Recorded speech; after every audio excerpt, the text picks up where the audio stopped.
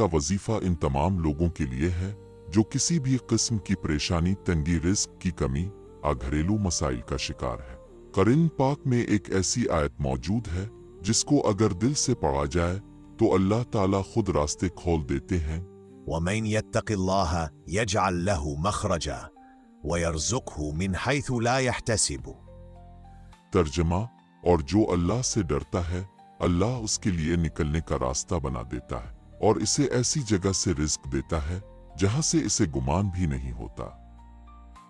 اس آیت میں اللہ تعالیٰ نے فرمایا کہ اگر بندہ تقوی اختیار کرے تو اللہ تعالیٰ خود اس کے لیے راستے بنا دیتا ہے۔ یہ آیت ہر اس شخص کے لیے ہے جو بے سہارگی اور مایوسی کا شکار ہو۔ عمل کا طریقہ: ایک، ہر فرض نماز کے بعد اس آیت کو 7 مرتبہ پڑھیں۔